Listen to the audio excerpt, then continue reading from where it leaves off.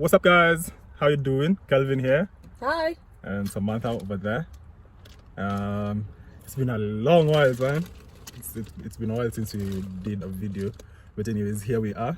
So first off, I just want to thank you guys for helping us get to 1,000 subscribers. We just got 1,000 subscribers. Woo! A couple of weeks back.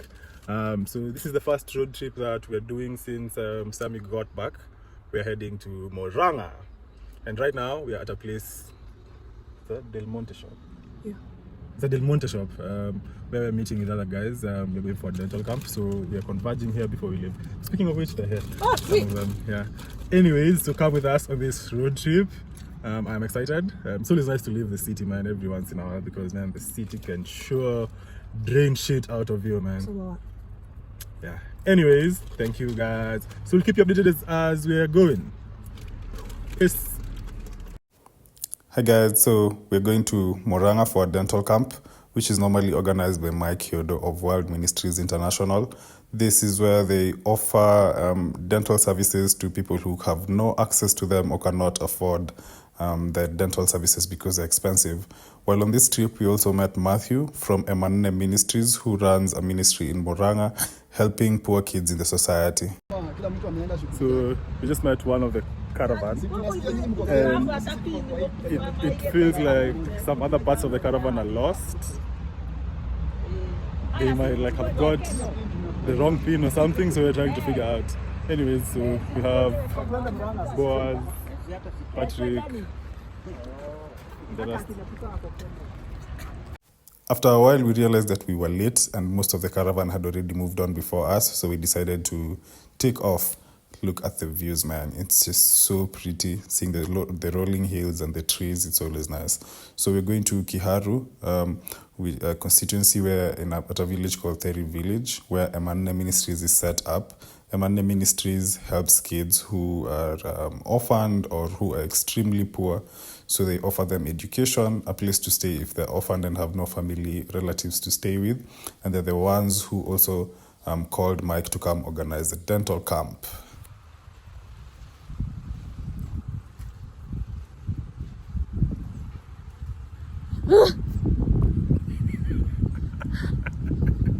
Okay, start now. Yeah, well, long hair is nice until you have to deal with it in the wind. Yeah. That's true. Anyways, we just got to the place where we are. This is it's a church in a village called Theri Village in Murang'a. It's so pretty. The camera doesn't even do justice to what you're seeing right now. At least with the camera, you can't see the bower lines. Anyways, me and Sammy are just chilling over here under a tree, a palm tree, in the grass. Oh, I missed that. I had missed that. Oh, it's nice. It's nice to get out of Nairobi for a change. So refreshing too. Like, I don't know. I came here, I sat here for like 5 minutes and I was already feeling like I would fall asleep. Yeah, well, whenever you guys can, leave the city, at least just go somewhere where it's green and No traffic. yeah, just sit under a tree or something, you know.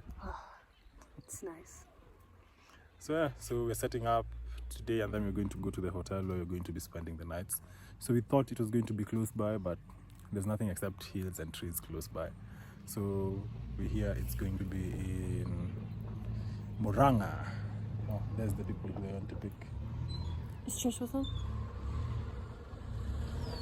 I think so. See two short fellas over there. Should we go say hi? Good morning, Samantha. Good morning. What is that in your cup? Tea. Kenyan tea. What gives? Okay, so Samantha barely ever drinks tea, especially this type of tea. New day. It just surprised me. People change.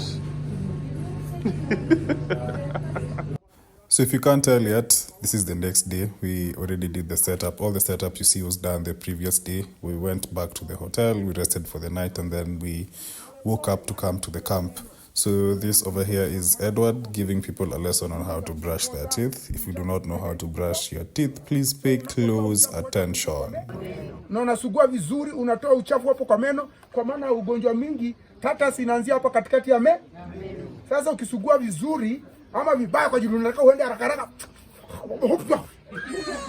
unakimbia, mdomo hujafogia vizuri. Alafu ya pili, ya tatu, hiyo ni ya pili. Ya kwanza tunasema mafuri. Ya pili tunasema sugua juu ya hapa mahali unauma ile mahali mashini inasiaga. Ya tatu, mtu anasugua wapi? Hapa, unaona hapa? Mara mingi atusuguange hapa. Unaona? Tunamwacha alafu ina affect meno. Sasa unafanya nini? Hey guys. Fun to hear my name. Yeah, I'm sure. So this is where the kids were headed that we saw walking with the jerseys. Oh, in the morning. Yeah, he said they have a Wait. So there's five schools are here today doing their sports day. I guess all over the country they're doing this today.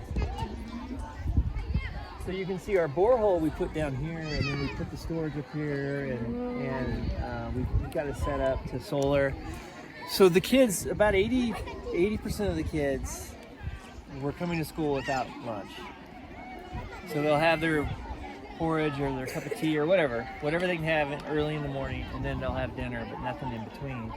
So we decided we've got to build a school farm and get a feeding program going. So over here, we cleared out all this acreage over here. This was open, but it was just kind of abandoned. And we planted all the banana trees, all the avocado trees, Napier grass. Napier grass actually goes all the way around the property. It's about 15 acres, but 15 acres? Yeah, all this down here is now the school farm. We have a dairy over here. I think we have like 3 or 4 milk cows right now, but we're raising about 6 cows. And then we supplement. The kids pay 20 shillings a day. So for 100 shillings a week, about $40 a year, they get a lunch. And the kids who can't afford it, we scholarship it. Yeah. And that's a constant struggle because you can kind of say, well, what kids can and can't afford it? They have to just go down to like, okay, the very poorest kids whose parents aren't bringing any shillings at all. That's the ones that we're supplementing. But we built the kitchen on that end. We'll take you up there and show you. Did you guys have any issues buying the land, like with people, the corruption? So or this is school property. Oh. It was, besides a couple like squatter projects, Yeah. you know, like the coffee was actually being kind of taken over by an individual in the community, and we said, why not the school just take it back? Yeah. And the board of management was like, that seems like a good idea. So we've hired a full-time farmer, 2 full-time or 5-day-a-week cooks. Okay. They hired an administrator to kind of take care of everything administrative that goes along with the school farm and taking in all the extra fees and all the structures around the feeding program. But if you're here at lunch, you see 300 kids come through, and you know their plates are about this big, just piled high, just as much as you can hold on a plate. Amazing. Every day. Yeah. And it's working. And probably 80% of the families are able to pay for it. So we've kind of been supplementing otherwise. Wow. Yeah. So this is pretty dry right now, but I mean, year round, we can have this farm set up. Right now, because the rain's coming, so we'll see. Yeah. So you want to go down to the women's center, and Yes. you can meet the ladies that are down there, and meet Joyce, who's our trainer. Okay, so how many staff do you have? Right now we have about 20 staff Okay. in Kenya, and then we have 5 of us back in the States. Okay. Yeah. 2 key staff run this project. Okay. But this was just, I mean, I'll show you the building over here. This was not developed at all. This was the hillside down to this shut down, run down. And so we came in and so we spent about $30,000 Okay. to get all this set up. Oh, these are my favorite trees in Kenya. Yeah, aren't they cool? Yeah. These right here. Yeah, these ones that look safe. Yeah, I know. Well, Mercy, our director, did all of it. Wow. Yeah, she did all of it. It's so homey, you know, having the grass Yeah. and the lawn. Hey. Hi. How are you guys? Good to see you. Sasa. Come on, Paul.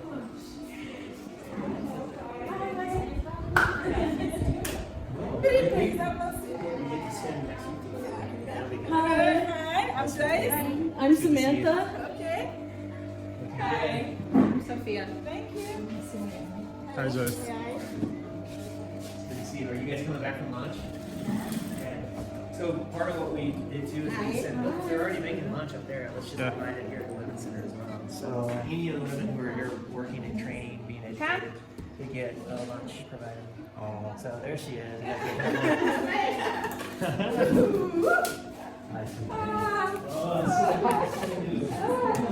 Yeah, I'm happy too. You doing good? I'm going to go. You see, I'm healthy. I know you are. She's running around. You have to stay healthy, so that you can do the Lord's work. That's right. That's right. It's good to see you. Hi, ladies. Oh, this is great. So, are you guys working on the project in the bags? Oh, these. So, yeah, let's see some of the things that they're working on. Wow. So, some things they make for here to sell, and some things they make for the States and we take care of. That's awesome. So, these are all going back. Okay. Awesome. These aren't the zippers I just brought over, right? Oh, you already. Oh, yeah, here they are. Wow. Nice. Yeah, those. Did you? What's the order this time? 750. 400. This looks great. Were these zippers here in Kenya? And you got everything, all the new stuff. Yeah. What do you think of this? Wow. Have you used the cutters before? Yeah. So you know how they work. Okay, good. I figured you did, but just in case. But I didn't have one. So I asked my lady, wow, I didn't know how it's called. I was saying kata. Yeah, Then- kata. Yeah, she's like, what? Yeah. A cutter? Yeah. Kata? Which one? Then Yeah, I remember I used to say that I have 3 boys and 1 daughter. And everyone's like, what's a daughter? I'm like, what do you mean, what's a daughter? I'm like, it's my daughter. And they said, oh, Tata. Yeah. I'm like, not daughter. So these are pencil bags. Yeah, those are What's your great. things? Yeah, Yeah. that I remember Jill Bachali, my wife, was Yeah. like, ooh, I can't wait to get one of those. So it's like that. Yeah, that's it. So I brought these over in my bag. I didn't think they'd fit. And I put them in the base and then I had to fold them over and stuff everything underneath. Yeah, big head. Yeah, it's good. What do you think of the bag? I love it. Oh, the really yeah, good. I saw those magnets. Is that leather? So do they work? Yeah, the straps are leather. Up there, working next door. So we have childcare that we set up so that the mamas can come and train Oh, with the kids too. next door. Some of the shows take care of. That's huge. That's huge in Kenya, especially. So what do you teach them? To make the bags or? Well, it's a full seamstress training course, and it's about a year at this point. Yeah, it takes about a year. So when they live here, they can sew We make anything. uniforms. Yeah. We make uniforms. We make bags. Oh, A whole course. a whole course. So when they live here, they are a tailor, a full tailor. They have a certificate. Oh, that's nice. And we graduated 17 a year ago, 18 a year ago, Oh, okay. and then it's 10 this class, correct?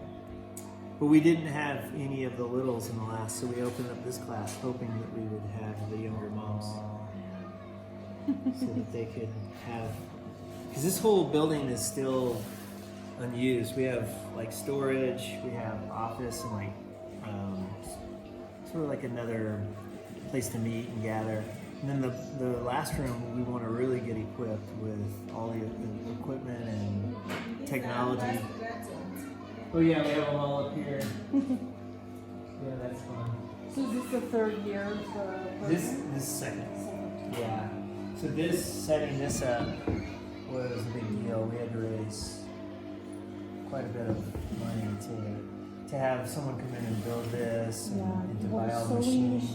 Well, there's so many more machines we want because every new thing you do, it takes a different kind of machine. Yeah. You're gonna get a zigzag machine next week, correct? Yes. Hey, did you ever figure out how to use the buttonhole? Yeah. Okay, so that does work. Yeah, it's working. Is it speedy? Is it Yes, fast? but there is something that is not working well. So we brought over a buttonhole maker to attach to it. So I am actually here. But I think this one helps me now because it was moving. Oh, okay. So you put it where it's moving. So I have to put something like this, a magnet, to hold the bridge. Okay, so you attach, so you can reattach the button. So one of the machines can be set up just for the button. I attach it here in this machine. Okay. Yeah, because this is somehow heavy duty.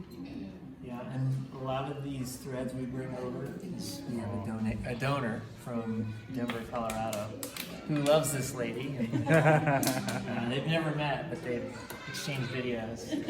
And she's my trainer. She's teaching me how to sew as well. Because I want to be able to come in. I can come in now and do basic things if they ever need me to.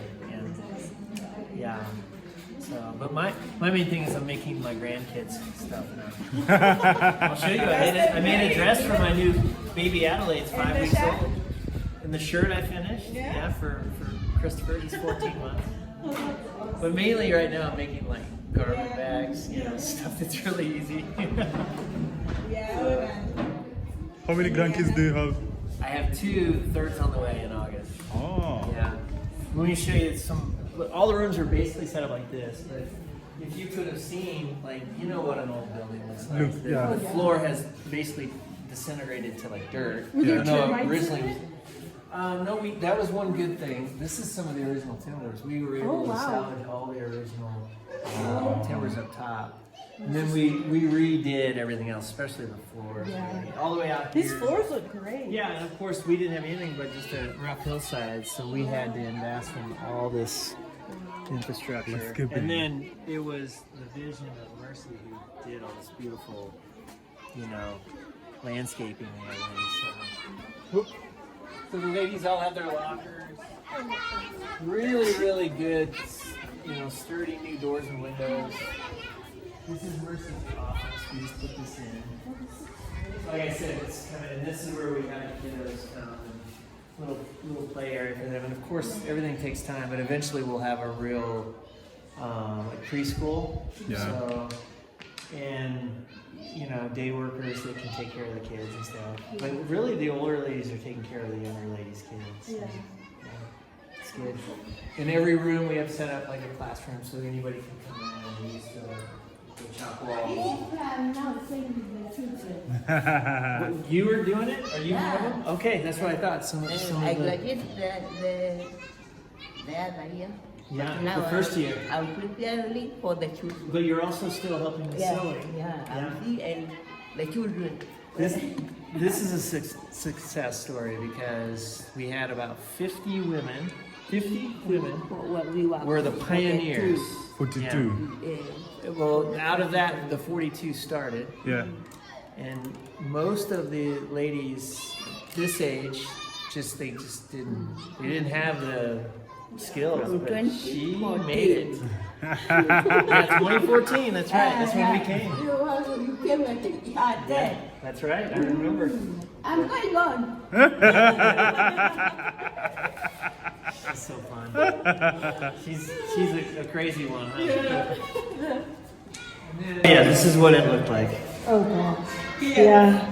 So I walked over here in 2015, 2016, and I'm like, what's this for? And they said nothing. It's an abandoned school building because there used to be 900 students here back in the 70s. Oh. Now there's 300. 300, yeah. And I'm like, could we get our hands on it? Yeah. And they're like, what for? And I'm like, I have no idea, but I think we should have it. Yeah. Because this is the center of the community and everybody comes here. And then a couple of years later, we pitched the idea to the Board of Management, and they're like, sure, why not? And then a couple of years later, we raised enough money. And then a couple of years later, we opened it. So it's really been about an 8-year vision in the works. Yeah. So, It's awesome. yeah. How often do you come over? Three times a year. 3 times a year. Yeah. For like 2 weeks or a long time? 3 weeks is my cap. Okay. Because I have a family back home. Yeah, and your wife. Yeah, we're really good at this. Mm-hmm. She's great. Not independent, like in a bad way, but when I'm gone, our hearts grow fonder. So when I get home, it's like a really nice reunion. Yeah. And she's a high introvert, so when I'm gone, it's less busy. She just hunkers down. She's a hospice nurse, but she'll hunker down for 3 weeks. I'll be like, what are you doing today? She's like, playing the piano, Chilling at home. doing a puzzle, and I'm like, you go, girl. Because I'm over here going, almost 24/7. Yeah. getting up at 5 in the morning to go swimming. Yeah. So, Yeah. do you always stay at the hotel? Up here we stay at Stanley's, but Yeah. we raise the funds to the. You haven't seen the children's home. No. No. So it's another mile up, down the mountain, so Yeah. further away from Kahatia, from the main highway. Yeah. And it was 5 acres that was given to us by the community once they saw that we were trustworthy. And so we've spent a lot of money on that property, but it's also a farm.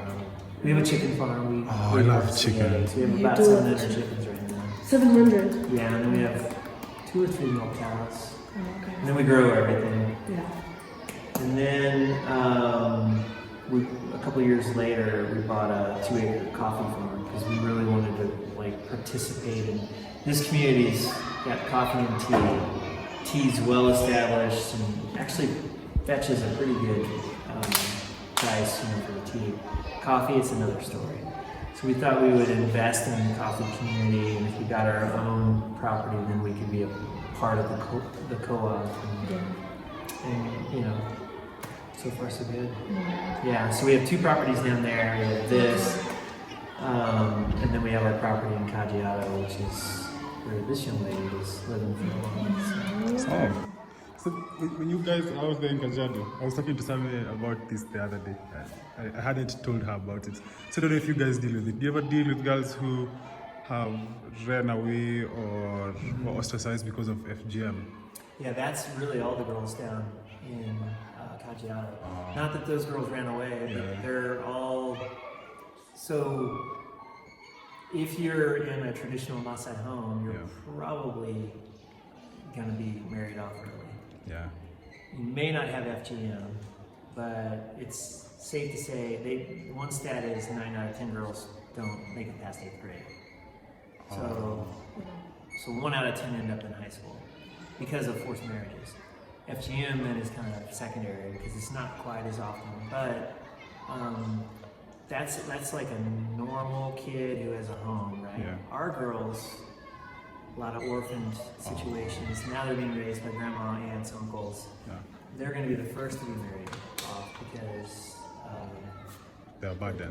they're a cousin to the real kids. And if you can only get 1 or 2 kids to school, you're not going to get the cousin. You're going to get your own kids. Yeah. And there is some of the transactional stuff that they talk about. I don't know anything about it, but they can say, well, because I'm the uncle and this is my niece and she doesn't have any family, I can marry her off to this gentleman and he'll give me the bride. The dowry. Yeah, the dowry. So that does happen. And those girls were super vulnerable, so we got all 12 of them before that happened. One of the girls did run away out of the 12. But the other 11 didn't have to. We were able to. We're not a rescue center, we're a long-term care institution, but you can kind of say they're all rescued because we don't know what vulnerabilities, left them in. So,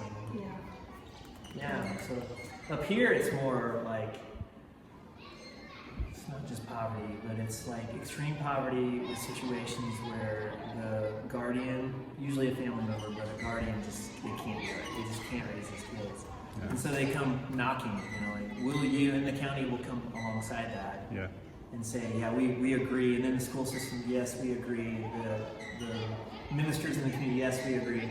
And once there's consensus, then we would do at least 2 home visits to say, we agree too. Because the stats in Kenya right now are that 4 out of 5 kids who are in institutions shouldn't be. But family members, they're often like, this, we really just can't do this. We'd rather an institution do this, because they'll give them better resources, get them further along in school. It's too financially burdensome for us.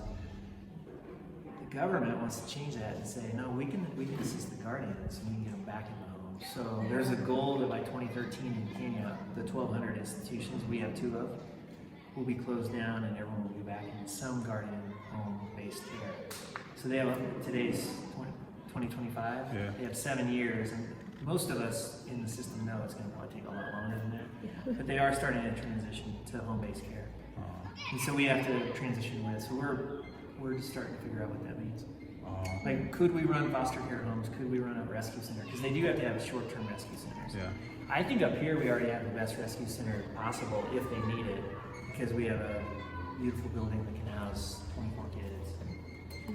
And we just have to figure out if we're going to do that or not. Down in Caggiato, I think we're going to be more about like assisting the system, sponsoring more kids with American dollars. Yeah. Because right now we sponsor 38 kids, and the sponsorship program is just super intensive. Like they get everything covered, and they're really doing well. We'd probably go long term and widen it and say, what if we just did a program where we can like help their education and maybe help the feeding program, but then it gives us permission to get into the homes and do ministry, do education, do mentoring, tutoring. There's a lot of things we can do if we don't get to keep our 2 homes open. Yeah. I It's say very if- optimistic to look at it that way of seeing the other options. Well, we know a lot because we of have people. to. Yeah, everybody's reaction that's in this system, I'm sure it was like ours. They're like, wait, what? You're Yeah. gonna take our kids? Because they're saying if the kid doesn't have a home, they're gonna put them in foster homes. And in Kenya, that's not normal. So they have to actually build it from Foster scratch. home, Think of, you know this as well as anyone, how many people do you know have the ability and desire to take in more kids as a foster home in Kenya? It's because everyone's taking care of their own families. Yeah. To take Yeah. someone else's is going to be a real struggle, right? Yeah. And you have to have the finances. The government's not going to subsidize it. Probably not. Yeah. So to build it is going to take a lot of work. They also are going to be building home-based care with oldest sibling. So if the sibling's at least 15, and like let's say mom and dad passed away, but there's a family property. The 15-year-old has a 10-year-old, an 8-year-old, and 6-year-old. He or she can raise them. And the government's supposed to come alongside that. So that's a program that we'd come into and say, how do we assist the 15-year-old? Oh, yeah. Right? Because like set up the program, but then don't really. No. They really need all the nonprofits that are out there like us. So they're courting us right now. Some of us are just going to quit because like, oh, you want our money, but you don't really. No, we don't do that. Yeah. So we're trying to be proactive. That's great. Yeah, you want to go up on the Yeah. field and see? Go ahead. Love they the tried to- kitchen set up too. The lifted cement. Yeah, this was all built. I don't remember. I say it. I never know. I mean, I do know exactly what was spent, but a year later I forget. Yeah. But this was a project. Yeah. It wasn't cheap. I'm sure it is. Because part of to get anything set up, you do all of the capital.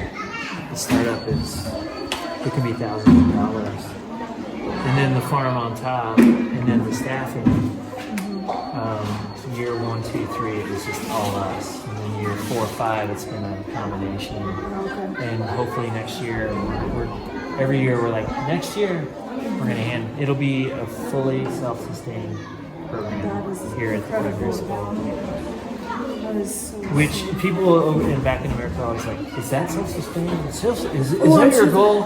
Everybody talks self-sustained. Yeah, is it fully sustainable? And I'm like, look, you don't go into these kinds of projects in rural villages and developing nations and talk self-sustainability very quickly because that's why you're there. Like, you're talking about generations of trying to get us to here. Yeah. So nothing's overnight, but if we could do this in about 6 years, it would be, well, I mean, it's worth it every day because every one of these kids, we used to, when we first pitched the idea, we're like, look, we know these kids are not able to focus well because their tummies are not big. And they're like, yeah, that's perfectly clear. What are we going to do about it? And I got up to the chalkboard, and I said, if we were able to do this farm for this, and we were able to get the parents to give this much, and we'll do this to start it, and we'll do all the infrastructure, it'll kind of add up to this, and then it'll be self-sustainable. And one of the board members got so excited, his name's Anthony, he stood up and he goes, do you think we can get a cow? And I remember going, sure. Well, now we have a dairy. Yeah. How many? How many cows do we milk right now? Are we milking 3? 3 cows? Yeah. And how many cows do we have total? Do you know? Yeah, 5 cows. Yeah. Wow. Yeah. And we're also able to sell the calves. And, I mean, can we have a cow? We have a dairy. Yeah, there you go. Now you have 5. Yeah. Wow. So, and then along the way we say things like, we got to get out. When's the best time to plant a tree? Yesterday. So we started planting avocado trees because it takes 3 years before you can have your first harvest. But every season we're like, well, when are we going to plant the trees? Well, we haven't yet. I mean, that's another year. That's another season. So finally, we're just like, you're gonna do it. You're gonna do it, and they have. They're now taking care of it. So in about 3 years, we'll see. I love the mass production here. Yeah, it's awesome. It's like a factory. It is. It's a lot of food.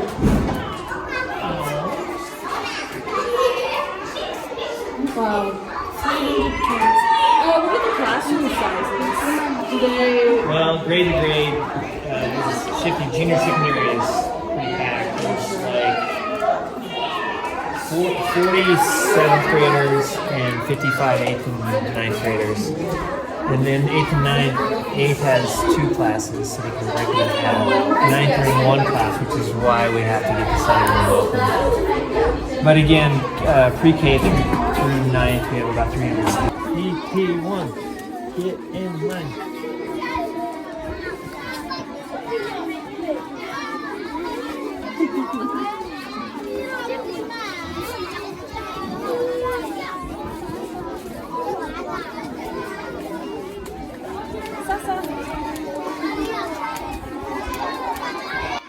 So after being with Mathew and showing us what Emmanne Ministries does in Murang'a, we went back to the dental camp. There was so much more that he showed us that I couldn't fit into this small video, but we will put a link in the video description that you can follow up to see what they really do if in case you want to support them. There was a lot more, from building houses for widows whose houses were washed up during the floods and such. Peter, you're in The X-ray sensor na X-ray. ya jino ama? Si nimeona Edward. Hii meno ya Edu. Edu ni jino yako? Unaona vile ni mrefu kama ya mduya. Ni jino gani? Nimetoka hapa mpaka huko. Unajua hii kitabu inaweza kushona nini? Oh, ngoja. Iko mpaka huko. So hii ndio jino, hii ni root. Hii ndio crown. Ndio crown. Crown imeenda mpaka huko. Mpaka hapa actually. Sasa mashine ndio kanafanya hii. Sasa inaanza hapa juu. Inapokuzia huko. Hii hapa juu. Unataka kung'oa meno Edu ama? Kama sisi ni meno ngapi? Sisi ni meno hizi ziko hapa mbili, hizi 3 mbili. Niguze mahali. Hizi. Unaona hizi? Si ndio hizi mbili hapo. Oh, ndio nauliza unataka kuzing'oa ama? Bana. And testing tu. Tunatest machine. Oh. Jisana ningeshangaa sana. Na operatia nini? Nikuja leo nikijua hiyo kazi wasimama. Jina yako ya nani? Tunakuja na laptop na nini? Okay.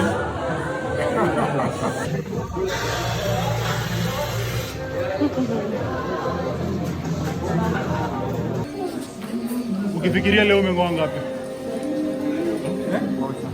Mimi? Mimi kuzing'oa. Ngapi? Ni kama 400. 400? Leo? What? Patient 180. Patients 180, meno 400. So I was just speaking with Peter. Peter has removed more than 400 teeth today. Really? And so after the camp, we headed back to the hotel. This was our last day here, I think, and we wanted to catch a sunset just to see, because there was a place where we felt we could see a really good sunset, but we missed it. It wasn't the best, but yeah, all in all, it was good. It was nice hanging out with these guys as always, and just being there to serve people in need. Well, up until next time, guys, thank you for watching. This has been Hadithi. Stay tuned for the other videos where we went to a waterfall and a Nyuki. Bye, guys.